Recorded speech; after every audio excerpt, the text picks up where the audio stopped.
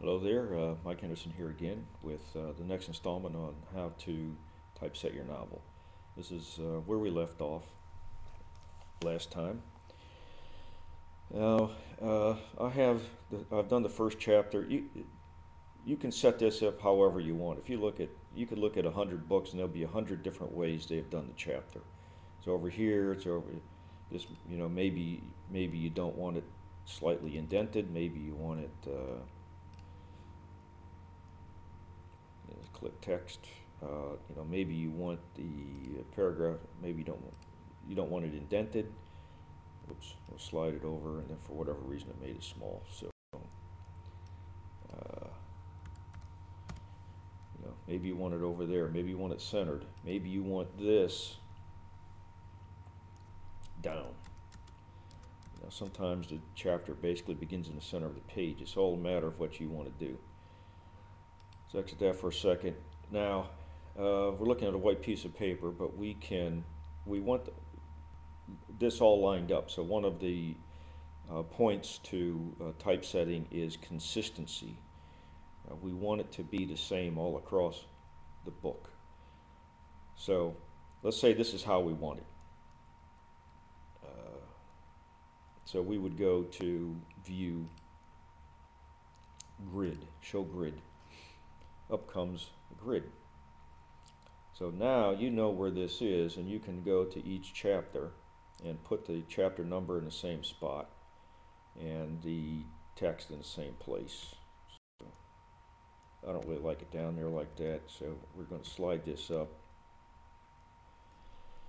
and then hopefully we can slide this down without changing anything. Alright, so maybe that's what I want. Maybe I want to center this. I don't know. And this comes across, and then you can see where you are. You see this red mark? So you can see where you are on the thing, and also you can see these grid lines to line things up, always in the same place as you go through. I find it distracting, so we'll get rid of it. Unless I am actually trying to line something up, I don't like that. Now, a couple other conventions. We have this full justified. You'll find that most books are fully justified. Sometimes not, but generally they are. That's how I like it. You can do it however you want. Now, one of the objects of this is to get all of the text the same length. In other words, this block text, this page and this page, which are opposite in reality in the book, should line right up. So if we look at our grid,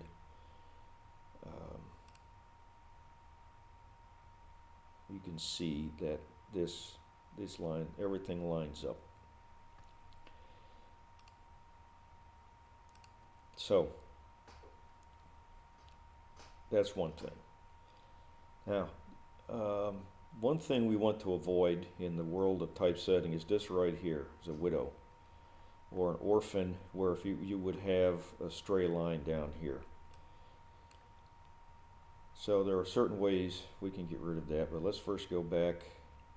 Let's look at this and see if there's anything we can do.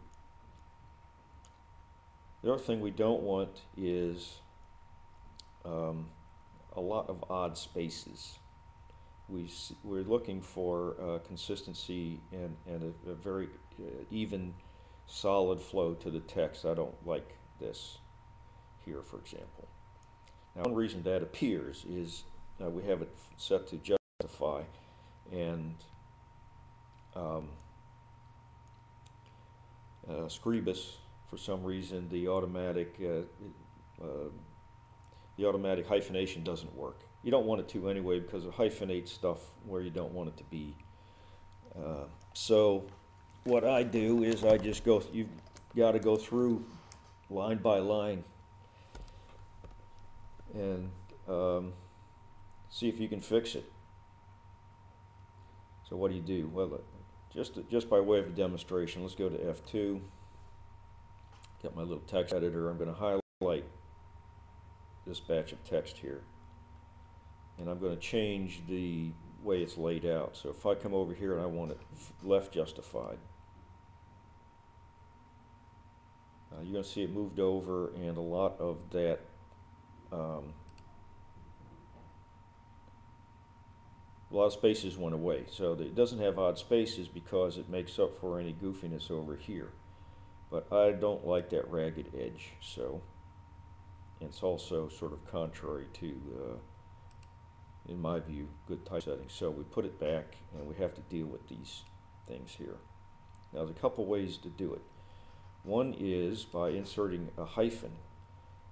So here, for example, I'm thinking maybe this could be tightened up. So I've got a big long word here, which is might be causing this problem. Now, if you follow the rules of hyphenation, you hyphenate at the break of a syllable.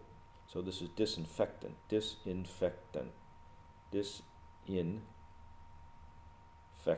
Okay, so I may not like the way this looks. I don't know, but just to demonstrate it, I put the cursor where I want the break to be. I go to Insert,